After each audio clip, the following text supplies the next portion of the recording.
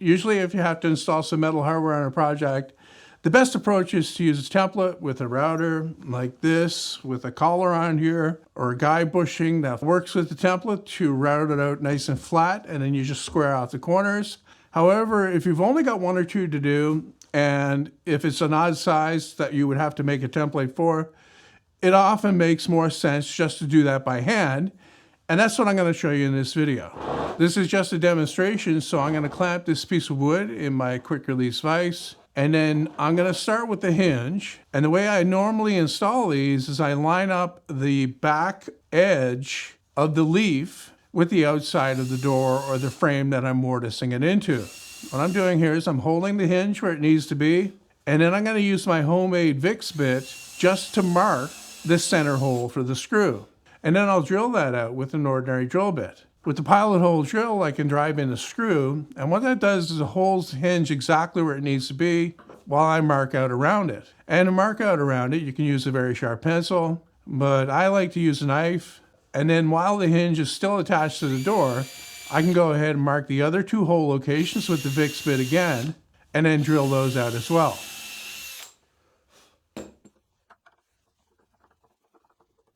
Now that I've got the hinge laid out, I can proceed cutting out the mortise. Before I start doing that though, I'm going to use my homemade carving knife here, and I'm going to cut the ends of the mortise first. Before I do that though, I'm going to take my chisel and I'm going to pre-cut the outside edge. And what this does is it prevents the wood from chipping out as you complete your cut with the knife. You can also do that with the chisel, but what I find is that the chisel will make the mortise just a little bit longer because the chisel, as it's being pounded in, will force the grain apart on both sides.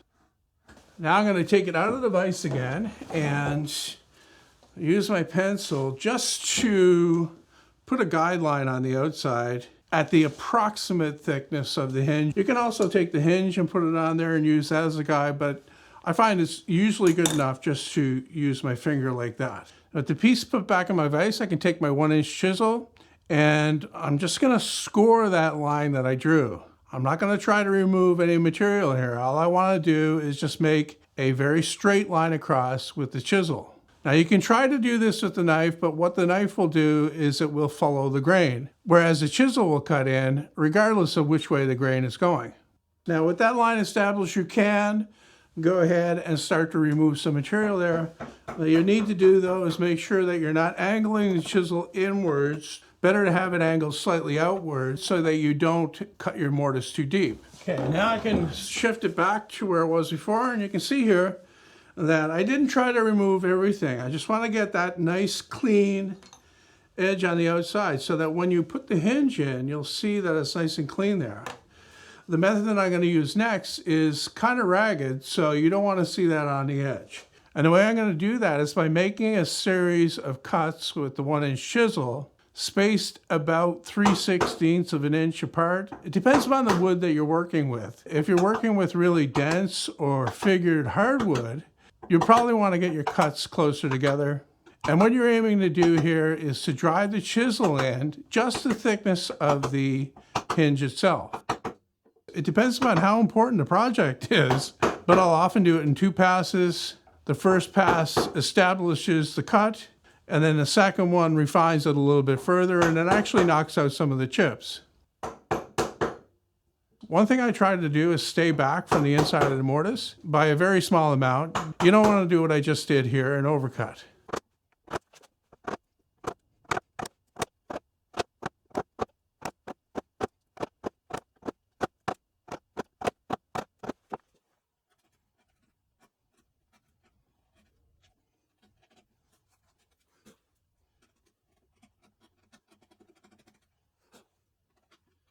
That got rid of the bulk of the material. What I'm going to do next is I'm going to cut the inside of the mortise very much like I did before with the line I drew, and then finish cleaning that stuff out.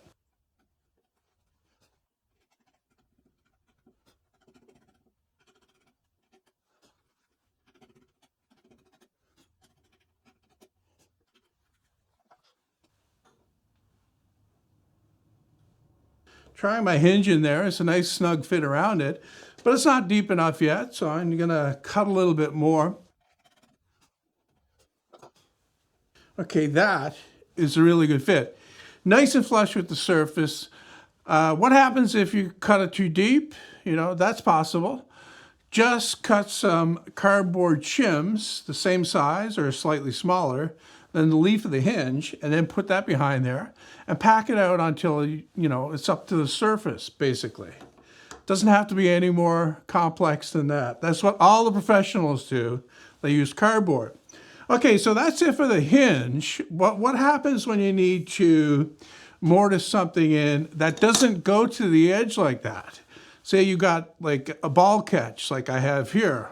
How would you mortise that in? So we've got basically the same procedure. I'm just going to locate it where I want to put it. And then I'm going to mark out the holes and drill those. And then like the hinge, I'm going to screw it on and use my marking knife to mark around it. And notice the thing about the marking knife, I'm not going all the way to the corner. That way I'm not ever going to overcut. I've got it marked out and I took the ball catch off again. And you can see here that this has to go down inside the wood. So I need to drill a hole that is the right size. You don't want to try to match the hole exactly. You want to be a little bit bigger, but you don't want to be too big that the cover plate doesn't cover the hole. So I marked out the center and now I'm going to drill that out a bit deeper than it needs to be.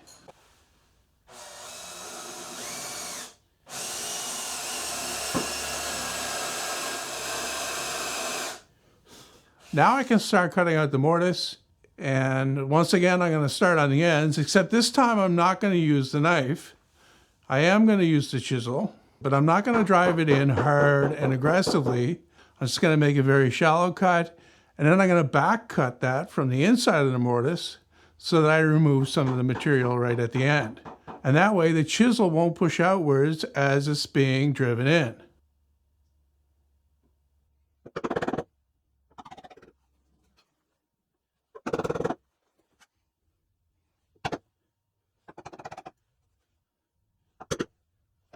And then when the ends look like they're deep enough, I can work on the sides. In the same way as I did before, I'm just going to use the chisel to push down firmly, but I'm not using a mallet, just to make sure that that line is there. My next move is not to chip out like I did with the other mortise, because there's a lot less material to remove here. What I'm going to do instead is I'm going to take my 1/2 inch chisel and I'm going to go from inside that hole and chip towards the end of the mortise. And what that'll do is it'll take out one big piece on each end, and then I can work towards the sides from each end as well.